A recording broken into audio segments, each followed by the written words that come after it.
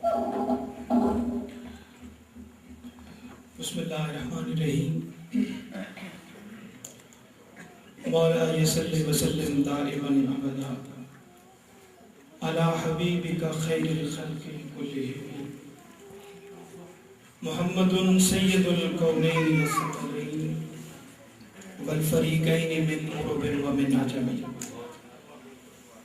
معزز و محترم ڈاکٹر خورشید رضوی صاحب، مہمانان گرامی اور حاضرین محفل، السلام علیکم ورحمۃ اللہ وبرکاتہ۔ میں آج کی اس تقریب کے خوبصورت اور کامیاب انعقاد پہ دل کی گہرائی سے جناب پروفیسر اعظم شیخ صاحب کو، ارسلان صاحب کو اور ان کے تمام رفقاء کو مبارکباد پیش کرتا ہوں۔ شاہ صاحب کے حوالے سے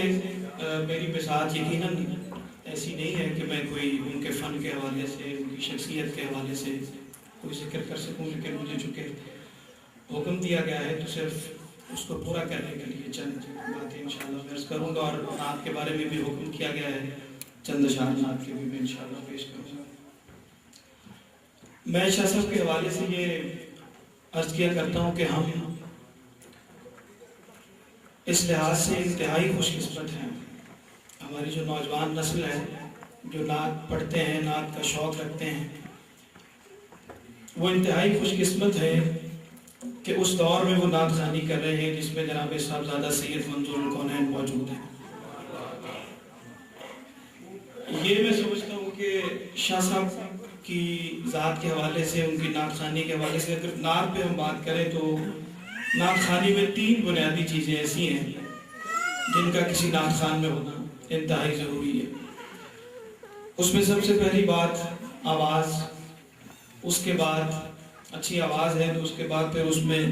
موسیقی کا علم ہونا، راگوں کی تربیت ہونا، آواز کے اتار چڑھاؤ کا علم ہونا، اور پھر تیسری بنیادی چیز انتخاب کلام۔ اور یہ تینوں چیزیں مل کے ایک ایسی پرفیکشن بناتی ہیں جس سے ایک اچھی نعت اور ایک اچھی آواز ہمارے سامنے آتی ہے۔ آواز کے پہ اگر ہم بات کریں تو شاہ صاحب کی آواز سے آپ سب اسی پہ بات ہو رہی ہے اور ہم اسی کا ذکر بھی کر رہے ہیں کہ اللہ نے ایسی آواز دی ہے کہ جو اپنے لہجے کے اعتبار سے انفرادیت کی حامل ہے۔ دوسری بات موسیقی کا علم، جیسے ذکر کر رہے تھے پروفیسر اعظم شیخ صاحب بھی، کہ شاہ صاحب نے باقاعدہ اس کا علم حاصل کیا اور پھر اپنے اس پورے حاصل کیے گئے علم کو مدح رسول صلی اللہ علیہ وآلہ وسلم کے لیے وقف کر دیا، جو میں سمجھتا ہوں کہ خاص امتیاز ہے ان کی شخصیت۔ اور پھر انتخاب کلام پہ کمپرومائز شاہ صاحب نے نہ کبھی پہلے کیا اور نہ کبھی آج کرتے ہیں۔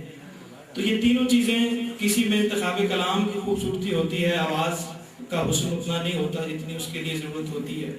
کسی نے موسیقی سیکھ رکھی ہے تو موسیقی کا غلبہ ہو جاتا ہے آواز پہ۔ تو شاہ صاحب کے ہاں نعت پڑھنے کے لیے جو پرفیکشن ان تینوں چیزوں کی ایک خاص مقدار چاہیے ہوتی ہے، وہ اپنے پورے وقار کے ساتھ اور پوری اپنی رانائی کے ساتھ موجود ہے۔ اور میں سمجھتا ہوں کہ یہ ہمارے اس دور میں نعت خوانی کے حوالے سے ایسی معتبر ترین مثال ہے کہ جس کی اور کوئی مثال ہمارے یہاں موجود نہیں ہے۔ کتاب کا جب ہم ذکر کرتے ہیں تو ارسلان احمد ارسل کے حوالے سے پروفیسر اعظم شیخ صاحب نے جس طرح سے ذکر کیا کہ ایک ایسا جنون ہے،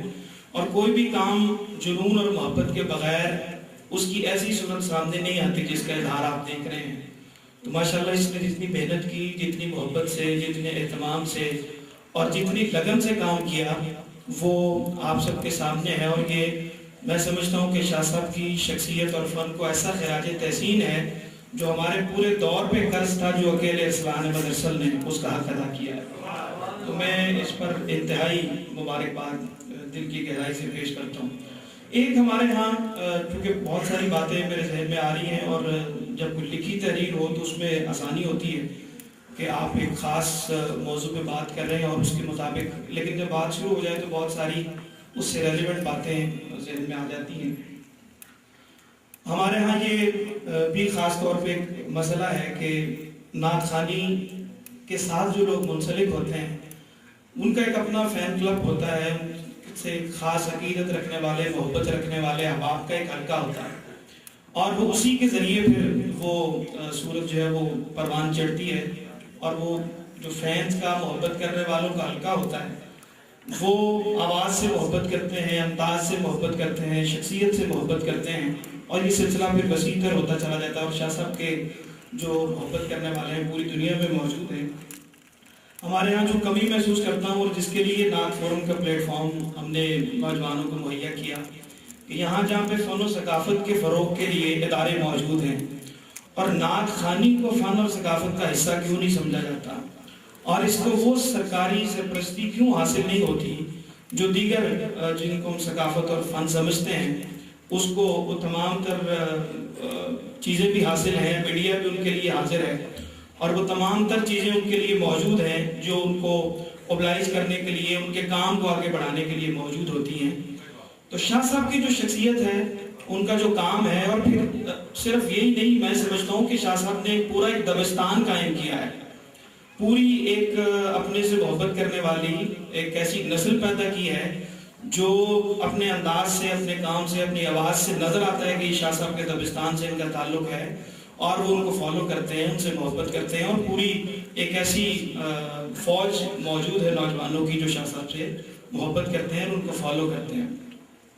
ہمارے ہاں جو مسئلہ موجود ہے جس کی طرف اب توجہ دیے جانے کی ضرورت ہے کہ ایسی جو شخصیات ہیں ان کو اپنے فین کلب سے آگے بڑھ کر ان کی سرپرستی سرکاری سطح پہ ہونی چاہیے، ان کی خدمات کا اعتراف اس انداز سے ہونا چاہیے جس طرح کے دیگر شعبہ ہے زندگی سے تعلق رکھنے والوں کا ہوتا ہے، اور اس کے لیے شاہ صاحب نمایاں ترین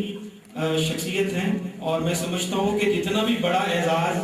کسی شخصیت کو کسی فن سے منسلک ہوتے ہوئے ہمارے ملک کی سطح پہ موجود ہے، وہ نعت خوانی میں شاہ صاحب کو ضرور دیا جانا چاہیے، اور وہ بجا طور پر اس کے حقدار بھی ہیں، اور اس کی ایک پوری میں سمجھتا ہوں کہ اس کے لیے ضرورت ہے کہ آپ سب لوگ بھی اس میری بات کی تائید کریں۔ اور ایک کتاب کے ذکر سے بات آگے بڑھتے ہوئے، شاہ صاحب کی شخصیت سے بات آگے بڑھتے ہوئے، میں نے ایک قطعہ جو کتاب میں موجود ہے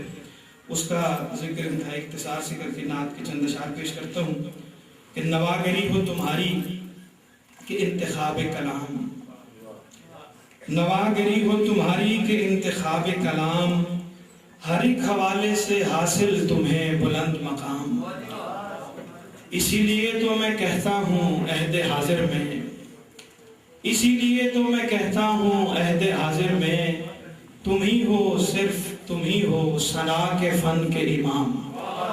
ہمارے نزدیک شاہ صاحب جو ہیں یہ ایک بنیادی حیثیت رکھتے ہیں آج کے اس دور میں، اور ان کی خدمات کا نہ صرف اعتراف